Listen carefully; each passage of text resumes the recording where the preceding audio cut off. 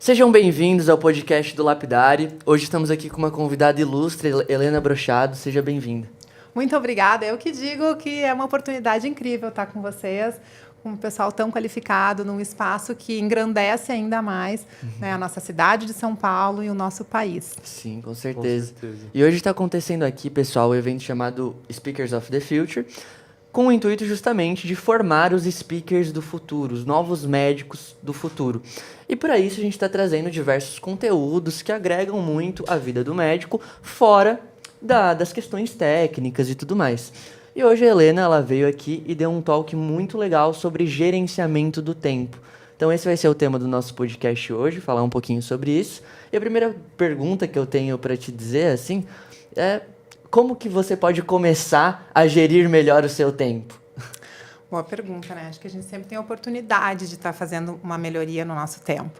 Mas eu comecei a palestra hoje para o pessoal colocando se ser feliz está na nossa agenda.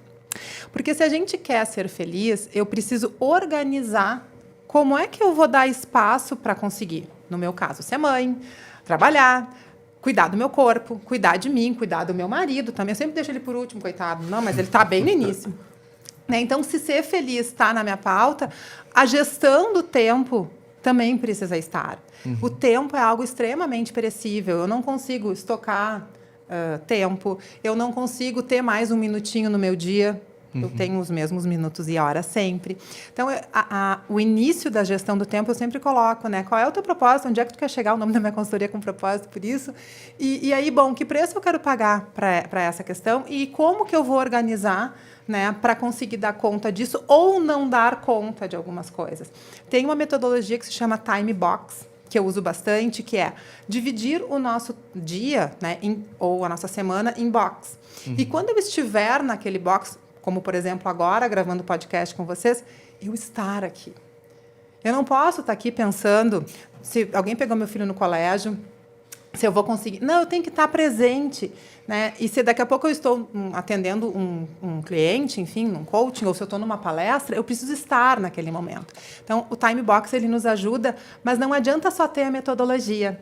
A metodologia é o mais fácil que tem.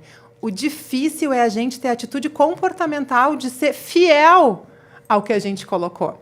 Porque, via de regra, a gente sempre vai... então vou dar uma checadinha no celular, eu vou responder. E aí acaba que não consigo concluir aquilo no tempo que eu tinha planejado. Então, eu busco, até porque eu sou uma pessoa com uma atenção muito dispersa, eu não sou metodológica, eu quero fazer tudo ao mesmo tempo. Então, para eu conseguir fazer tudo que eu faço, eu tive que me educar e realmente cumprir aquilo que eu coloco. E, às vezes, eu não consigo. E, quando eu não consigo, eu me perdoo. E como é que funciona esse processo de autoeducação para aprender a estar no momento presente? Porque essa é uma dificuldade minha e acredito que de muita gente que está aqui nos assistindo. Desculpa, de autoeducação? Se autoeducar para aprender a estar presente no momento. Então, eu tiro aquelas coisas que me chamam a atenção. Por exemplo, o meu telefone. Quando eu vou fazer construir uma palestra, eu desligo o telefone, o meu celular, o meu computador, eu tiro o WhatsApp, se desse, eu até descolava da conexão da internet para que eu estivesse ali. Então, eu preciso saber quais são os meus ladrões de tempo, para que eu consiga abrir mão deles, e aí, de novo, entra a questão comportamental. Não adianta só eu saber o que me tira o tempo, eu tenho que também dizer, olha, agora não. E eu tenho que querer. E esse eu vejo que é o mais difícil. As pessoas querem, mas as pessoas não pagam o preço do negócio. Eu quero tudo, daí não vai dar. Então, eu acho que é isso, é a gente se conhecer o que me suga, o que me tira a atenção, e neste momento que eu estou nesta atividade, eu não vou priorizar outras coisas, eu vou priorizar depois. Sim. É até um tema que a gente estava conversando com outros palestrantes também, com o Walter Longo, com o Dr. Leonardo também, sobre esse avanço das tecnologias, porque hoje essa é uma das maiores distrações que a gente tem hoje, é o celular, são coisas novas que estão aparecendo, coisas que são mais interessantes do que, às vezes, uma atividade chata que a gente está fazendo, né?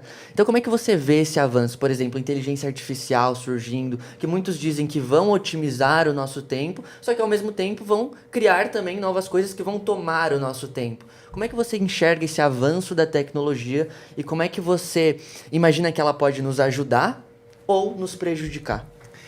primeiro lugar, a gente é analógico. O ser humano não é digital, assim como essência, né? Então, acho que a gente tem que saber quem vai usar o quê. Eu vou usar a máquina ou a máquina vai me usar? A gente precisa ter um momento de on e um momento de off o tempo todo. Então, acho que toda essa tecnologia, eu preciso lembrar quem é o dono de quem, né? Como diz a música. Então, acho que ela vai sim nos ajudar. Outros empregos, inclusive, vão surgir, porque vão ser outras demandas que a gente vai ter. Agora, eu preciso estar o tempo... Eu, no meu caso, por ser bastante conectado, eu estou o tempo inteiro dizendo, ok, quem é o dono de quem? Quem que vai ficar? Hoje o meu telefone vai ficar lá. Então, eu acho que a inteligência artificial, ela vem, ela vai nos ajudar e a gente precisa dela. Só que eu acho que nada supre o contato, nada supre o olho no olho, nada supre a medicina, né? A qualidade e o conhecimento que se tem. Então, eu sou a favor disso, acho que não tem que ir contra, mas a gente tem que saber até quando e o que pode ser suprido pela inteligência artificial e o que eu não vou suprir, porque é impossível. Então, eu acho que relações humanas, a faculdade de medicina, a minha faculdade, que é de psicologia, acho que são questões que, né? É olho no olho e a gente precisa de ser diferente. Sim, sim. E eu acho que em alguns momentos entender que, claro, a gente tem que gerir o nosso tempo da melhor forma possível, mas uma coisa que pelo menos me ajuda bastante é entender que eu nem sempre vou ser um robô, digamos assim. Então nem sempre vou ter o tempo delimitado para tudo. Vão ter momentos que vão passar e eu tenho que estar ok com isso e me perdoar, porque, por exemplo, eu vou lá, faço minha agenda e coloco 2 horas para fazer determinada tarefa. Pode ser que eu acabe passando um pouquinho desse tempo. Porém, acabou seguindo e tudo mais, eu vou adaptar para a próxima rotina, né? E o quanto que você considera importante você encaixar coisas para fora do trabalho, assim, como, por exemplo, você é mãe, você tem marido, como você comentou e tudo mais. Como é que tu encaixa o trabalho com isso diariamente? Tu coloca na agenda, por exemplo, tempo para a família, tempo para os filhos, como é que funciona? Tudo tá na minha agenda, senão eu não faço Treino. nada. Treino, embora o meu treino seja não é todos os dias, mas assim, os dias sejam sempre os mesmos, ele está lá. Então, eu já sei que eu jogo beach tênis às 8 da manhã, que eu tenho pilates às 5 da tarde, mas ele está lá. E quando não está, eu boto reunião. Então, a gente precisa estar colocando isso. Agora, eu também tenho... Eu comentei com as gurias ali... Comentei na palestra que a gente tem que ter o cuidado de não dizer sim para tudo. Porque, senão, no final do dia, eu não vou conseguir organizar. Né? Então, que a gente possa, inclusive, deixar uns espaços vagos justamente porque vai acontecer de algo atrasar, né? Então eu preciso, e aí eu acho que é legal o box por isso, sabe? Se eu estou aqui de tarde para estar no Lapidare, eu não botei um compromisso agora às 4 horas para eu terminar minha palestra, sair correndo, até porque eu não vou conseguir estar tranquila para entregar o meu melhor, se eu sei que daqui a 15 minutos eu já devia ter cruzado a cidade. Então, acho que tentar ao menos. É possível sempre? Claro que não. Né? Eu já cheguei muito atrasado no colégio para pegar meus filhos, já me esqueci de compromisso, tem aquele dia que o primeiro compromisso do dia atrasa e vai desandando a maionese. E aí, assim, né, pedir desculpa para as pessoas, dizer, olha, responsabilidade minha, porém aconteceu, quero, né? E aí é isso, acho que ser transparente, porque quem nunca passou por uma situação assim? Então, acho que quando a gente tem sinceridade, quando a gente é transparente, quando a gente coloca para os outros os nossos motivos pelo que aconteceu, as pessoas entendem. Né? Então, mas, claro, tem que ter responsabilidade. Eu não posso ser aquela pessoa atrasada, até porque, se eu for a pessoa atrasada, a minha reputação também está em jogo. A reputação ela é tão difícil da gente conquistar e tão fácil de ir. E o tempo, a pontualidade, a entrega, ela está totalmente coerente com a questão da reputação. E eu me preocupo com isso. Se eu marco uma pessoa para uma reunião, se eu marco uma reunião com alguma pessoa e ela chega atrasada, eu já... O que mais da vida ela deve ser atrasada, Exato. né? Com certeza. Já A me primeira passa uma impressão é que impressão. fica, principalmente quando é uma reunião que você vai conhecer a pessoa pela primeira vez e ela chega atrasada. Sim. Isso, querendo ou não, é uma coisa que conta muito, porque o tempo de todo mundo é precioso. E é um ativo que a gente não consegue comprar em lugar nenhum. Sim. E assim, mas eu acho que até mais importante do que a gente montar a nossa agenda é definir as prioridades que vão estar na nossa agenda justamente com o que você disse, dizer não. Você tem alguma regrinha que você utiliza ou alguma coisa que você usa para definir essas prioridades? As prioridades é o que é importante para mim, quais são os meus valores, onde é que eu quero chegar, qual é o meu propósito, e eu vou ter isso antes das outras coisas. Então, se eu quero ser a referência naquilo, bom, eu vou ter que pagar o preço dessa escolha, e isso vai ser prioridade. Porque se eu começar a abrir mão de tudo, amanhã eu leio aquele livro, tenho que fazer a palestra, mas amanhã eu leio aquele livro, hoje não vou ler. Depois eu não vou fazer. Então, eu tenho que ter claro onde é que eu quero chegar, profissionalmente, pessoalmente, como mulher, como mãe, enfim.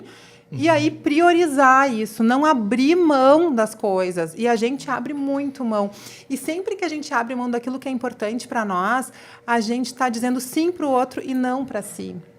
Né? Então, eu comentei do livro do Antônio Sacavém, que ele fala dos nãos. E tem um não que é o não positivo. O não positivo, eu te digo, olha, não posso te atender agora, mas quero te dizer que tu é super importante para mim.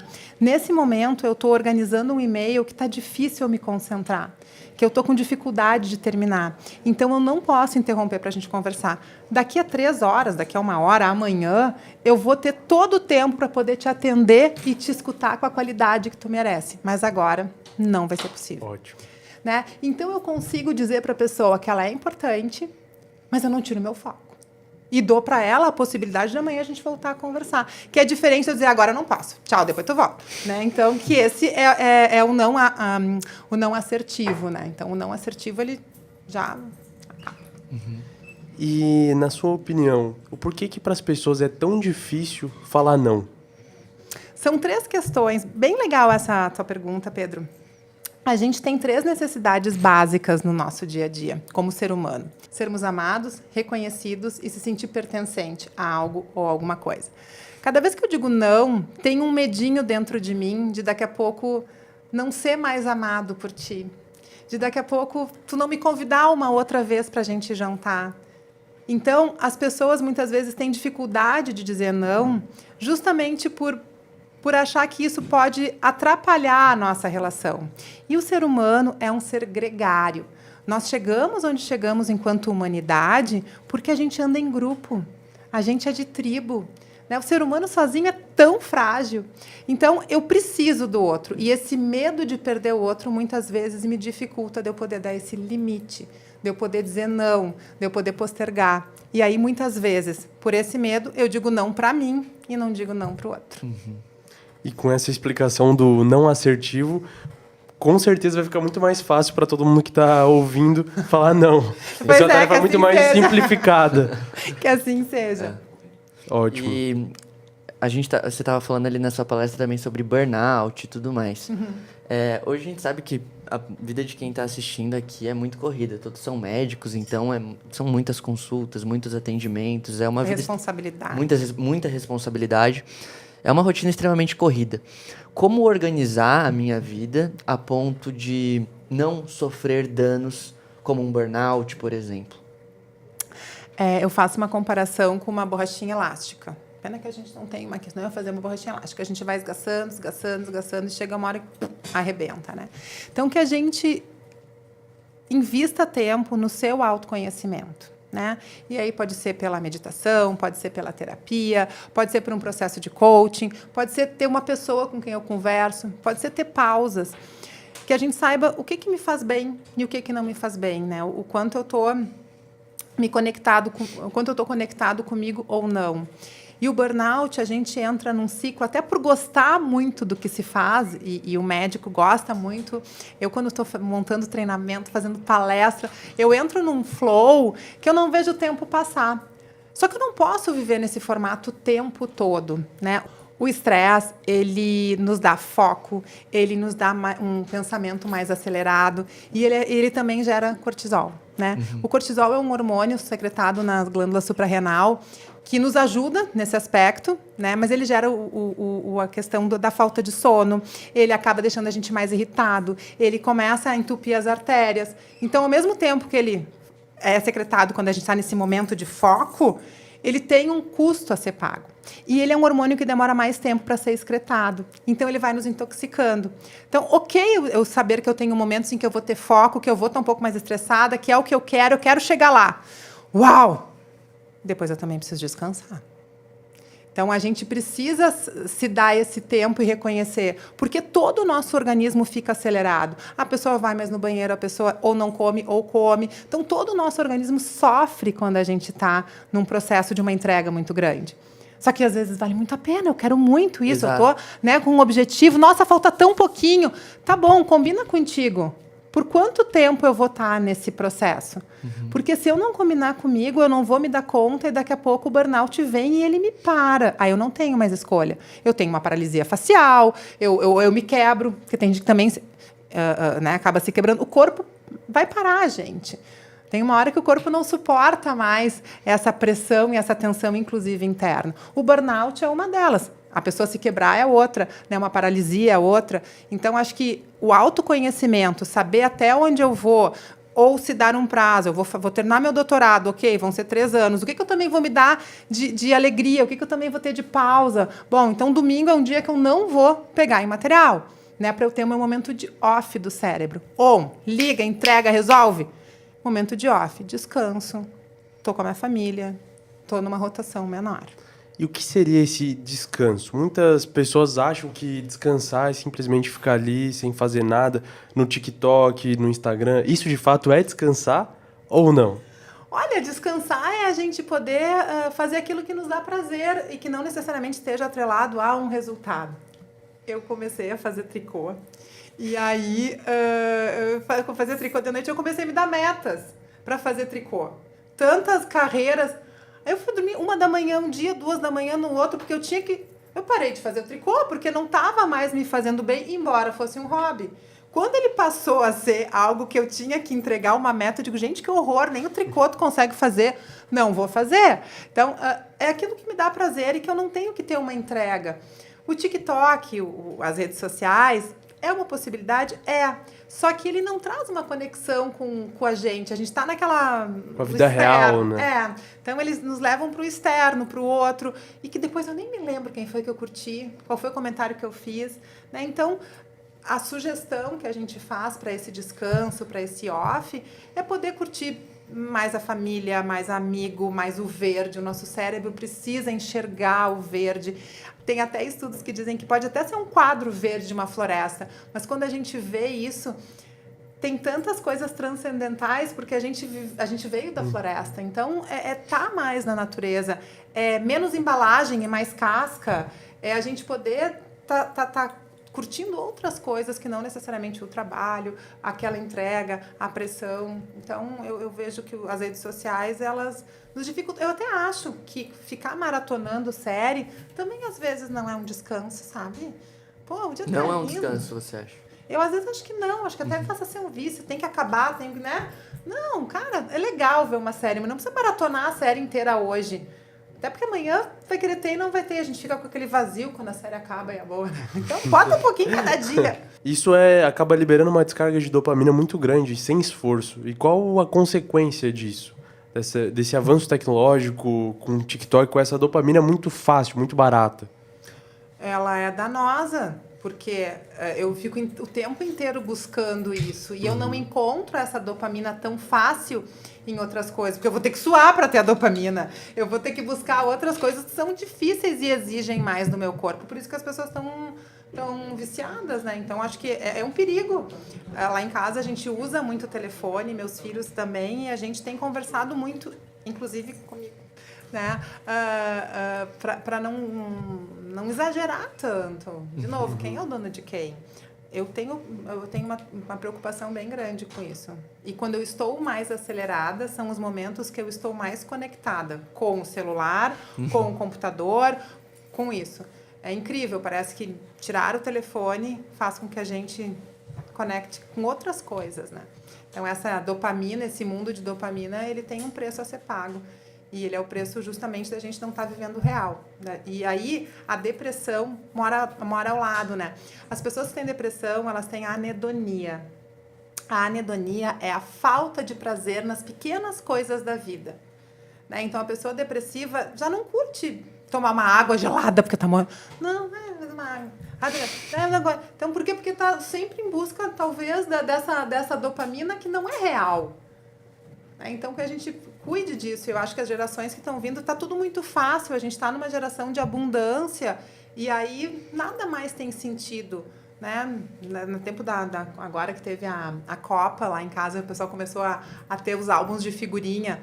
Né? E eu vi assim pais os pais trocarem as figurinhas para as crianças, ao invés de bater bafo, ao invés de os pais mais preocupados enquanto estão faltando, controlando, sendo que aquilo tinha que ser da criança, né? Aí fechou um álbum, vamos comprar outro, cara, 2 álbuns da Copa do mesmo ano, para quê? Né? Então acho que está tudo muito fácil e essa facilidade faz com que a gente perca a vontade de se esforçar. E que tipo de adulto vai ser uma criança, né, que fica com tudo tão fácil? Exato. Pois é. Eu acho que o difícil disso tudo que a gente comentou aqui é quando saber o momento certo de parar também.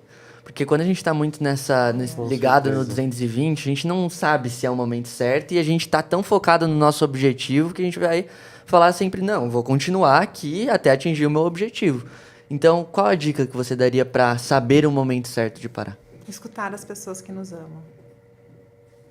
Eles nos dizem, acho que está um pouquinho demais. Será que não é a hora de tu dar uma relaxada? Porque quem ama a gente quer o nosso melhor.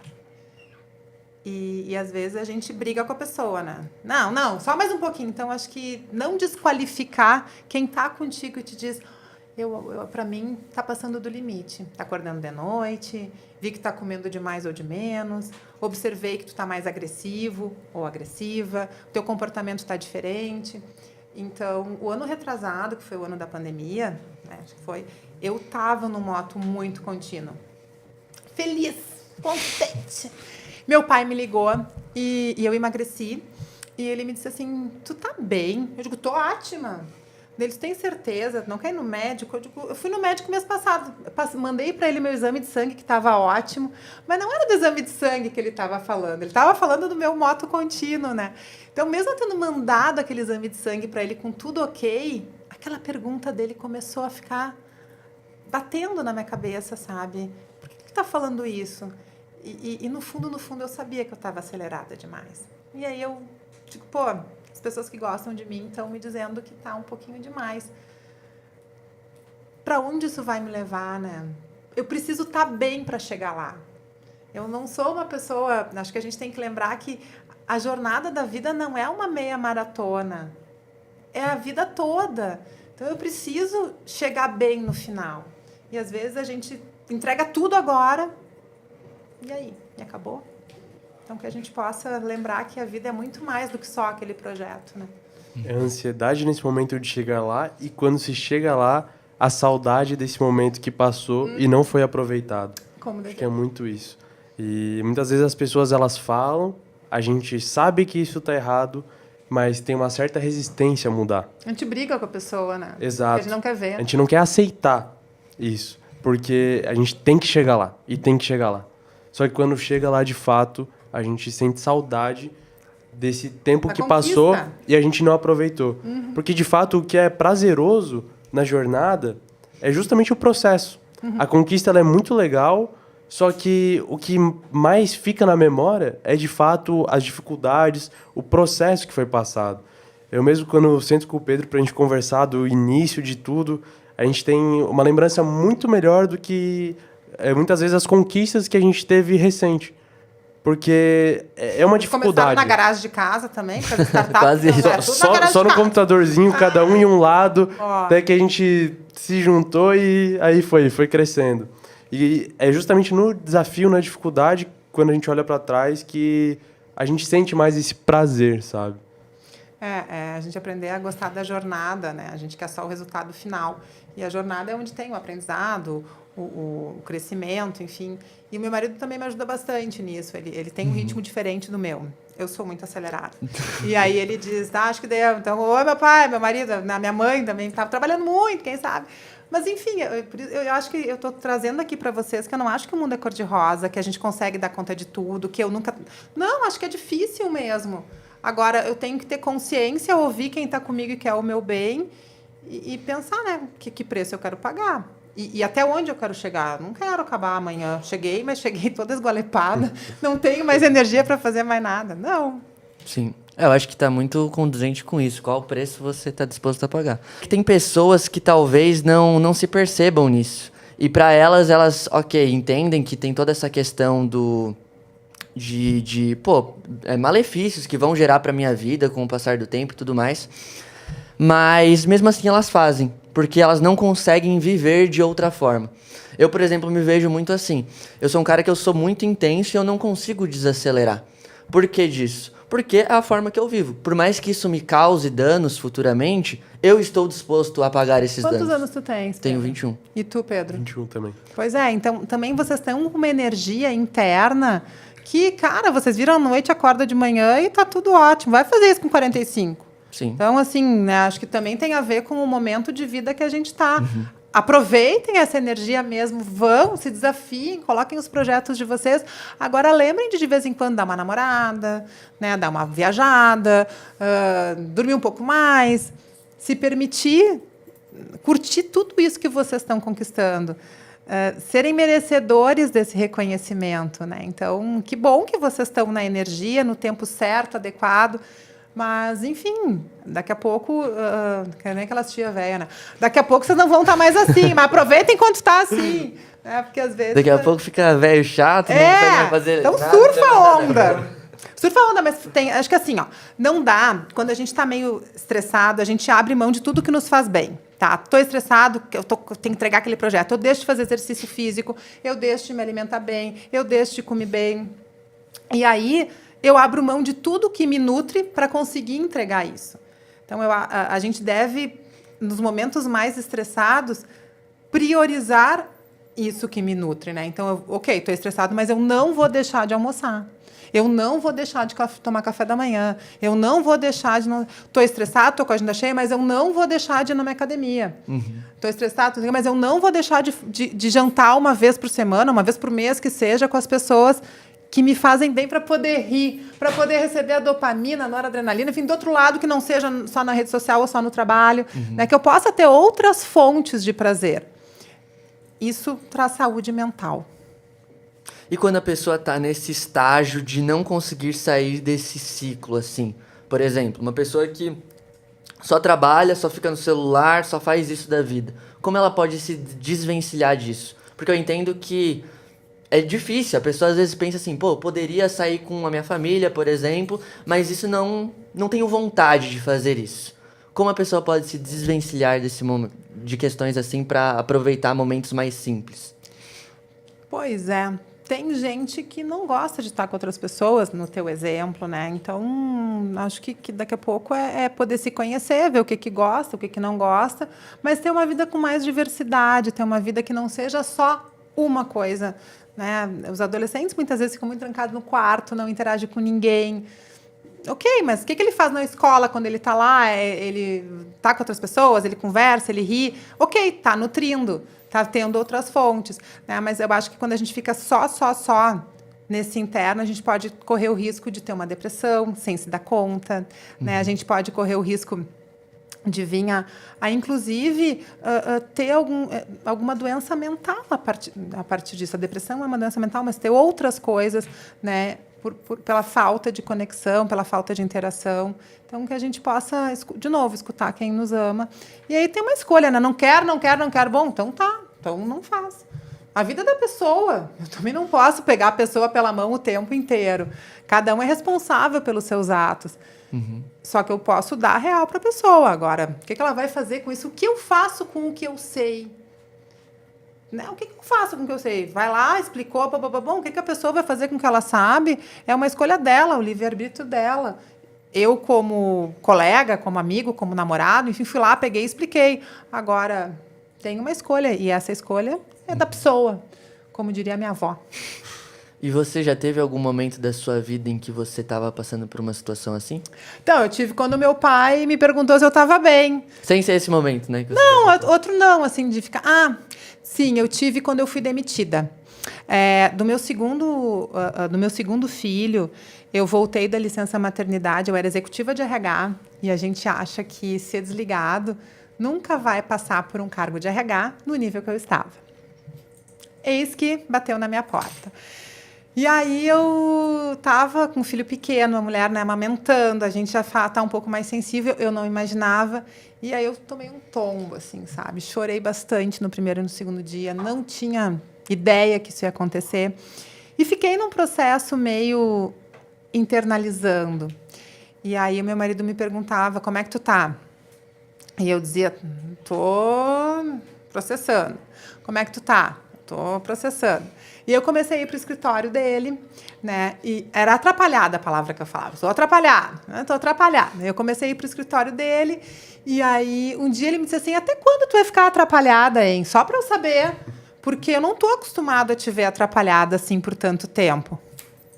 De novo, né? Uma pessoa que me ama me deu um toque que eu não estava no meu eixo. Talvez outra pessoa estar atrapalhado e que seja assim, tudo bem, mas para mim, por tanto tempo tá meio assim, era algo que ele estava estranhando. Aquele dia foi um dia muito importante para mim e foi aquele dia que eu resolvi fazer a Com Propósito.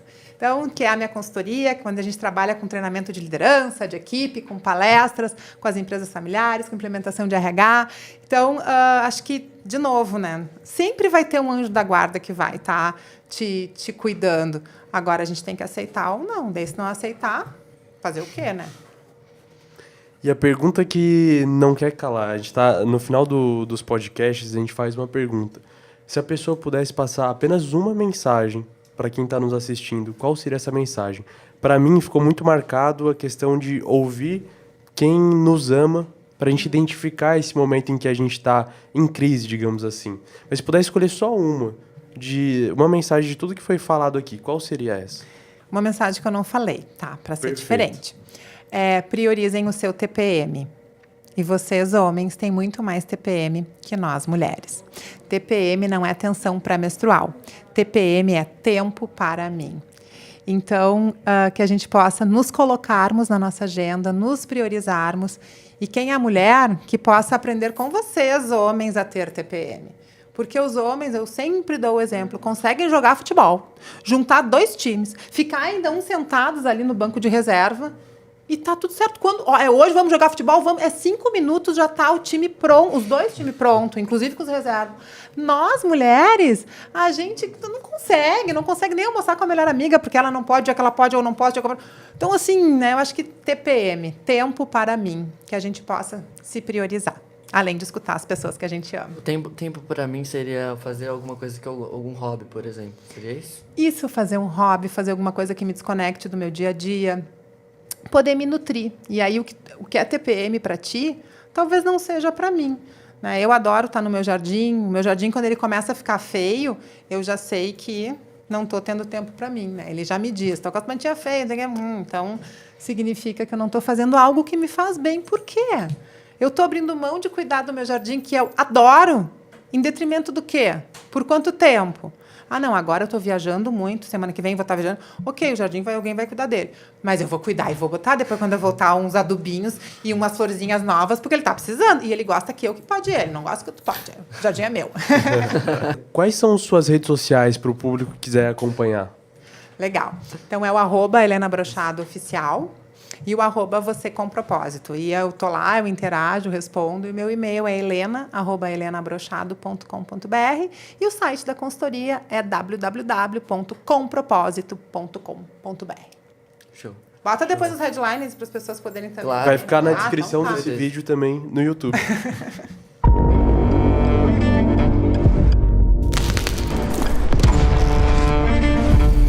Pedras transformadas.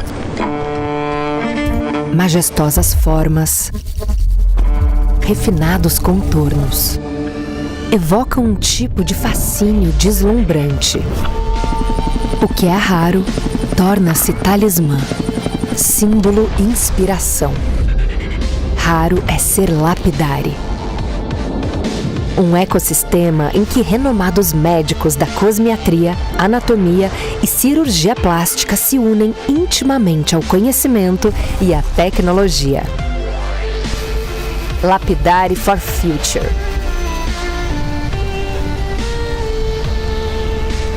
Inspirando uma nova era de resultados e experiência.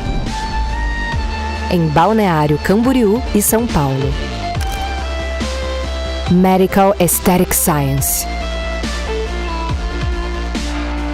Uma requintada odisseia entre ciência, prática e tecnologia. Lapidary for Future.